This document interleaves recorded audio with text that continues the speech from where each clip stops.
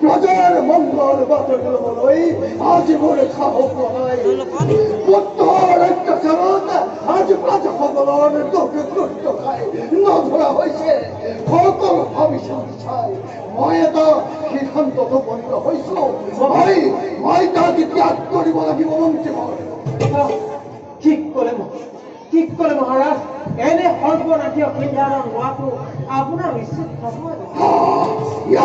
ইয়াত মোৰ ইচ্ছা অনিচ্ছাৰ কথা জড়িত হোৱা নাই মন্ত্ৰীবৰ ইয়াত মোৰ ৰাজ্যৰ কথা জড়িত হৈ আছে ইয়াত মোৰ প্ৰজাসকলৰ কথা জড়িত হৈ আছে যদি এজন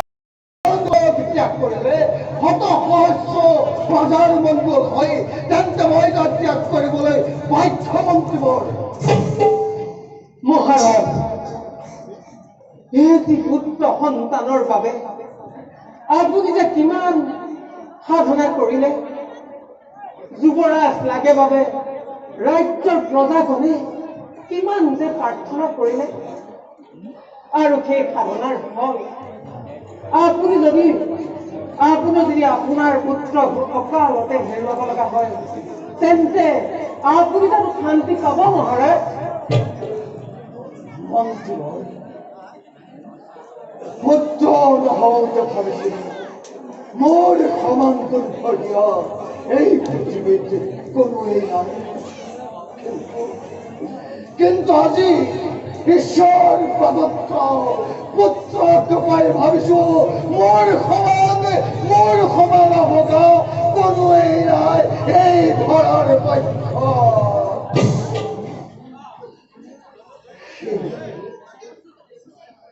এইভাবেই ভাবতে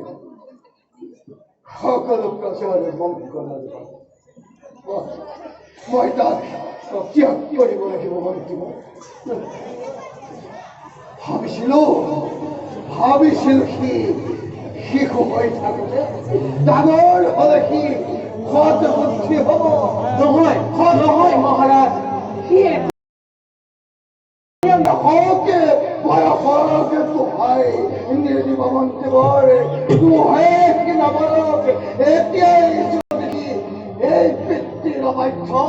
এতিয়াই যদি তাৰ অত্যাচাৰৰ ওচৰত প্ৰজাসকলৰ শান্তি নোহোৱা হৈছে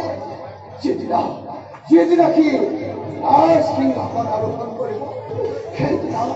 সেইদিনা এই প্ৰজাসকলৰ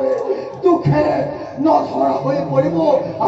আৰু সেই দৃশ্য মই চাই থাকিব নোৱাৰিম মন্ত্ৰীবৰ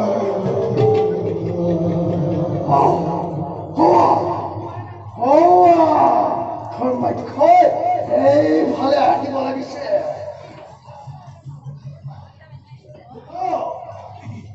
উত্তৰ সেৱা গ্ৰহণ কৰক পিতা আপোনাৰ কাষলৈ মই এটি অনুৰোধ লৈ আহিছো অনুৰোধ পিতা কি অনুৰোধ ব্যক্ত কৰ পিতা মৃগৰ বাবে মই ক্ষীৰ বনলৈ যাব বিচাৰো মৃগৰ বাবে ক্ষীৰ বনলৈ পিতা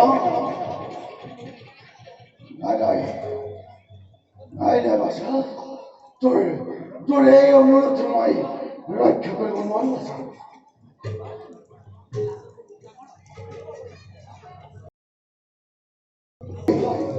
নিমাতৃ ভাষা ক্ষীৰবন অতি ভয়ানক ভাষা তই ক্ষীৰবনতে মৃগৰ বাবে যাব নোৱাৰো ভাষা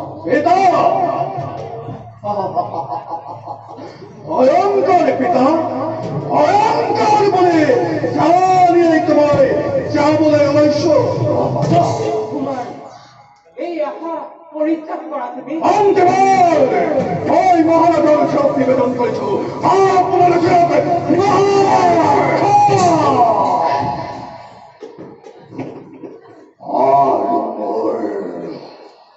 সহ্য নহয় এই ৰাজ্যৰ ৰজা মই যেনে ইচ্ছা তেনে বিধান দেশ তই নোৱাৰো কোনো উপদেশৰ নাই প্ৰয়োজন পিতা মোক আপুনি বিগলৈ যাবলৈ অনুমতি দিবনে নিদিয়ে অনুমতি নিদিওঁ তেতিয়া মই যদি তাকে অমান্য কৰোঁ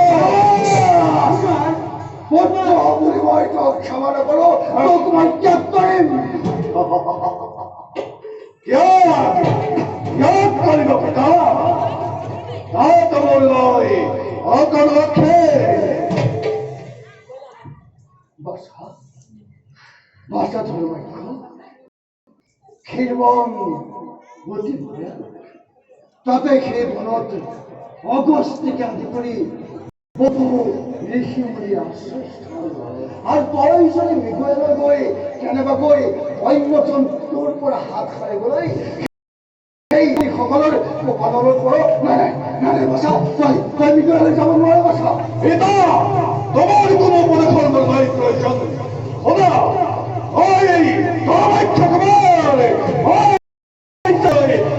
তুমি ওকে গল কৰিব বাধা প্ৰদান নহয় কুমাৰ ৰজা যেতিয়া প্ৰজাৰ আজ্ঞা পালন কৰিব ৰজাৰ কুমাৰ হলেও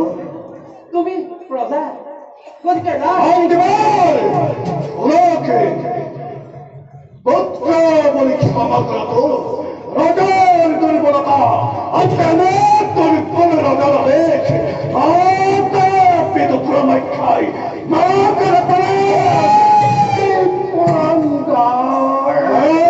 পিতা মাত্ৰ শুনা তোমালোকে মই মৃগলৈ যামে পিতা মই আহিলো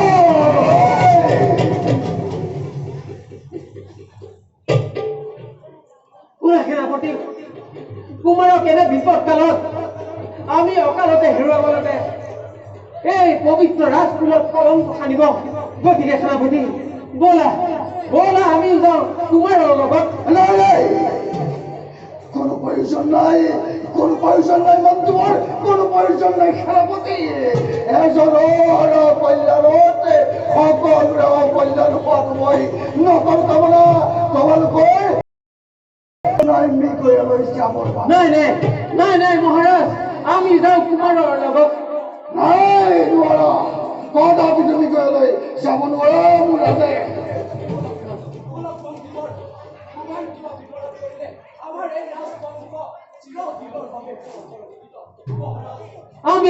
আমি বিদায়হে মাগিলো মহাৰাজ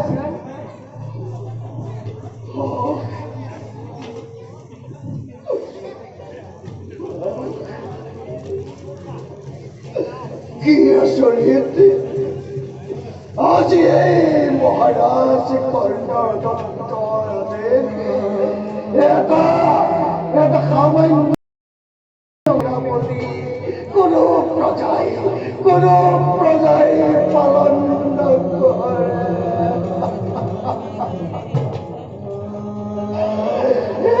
প্ৰভু তুমি কি চালনা কৰিছ প্ৰভু এটি মতো পুত্ৰ সন্তান দান কৰিলা সিও আজি হ'ল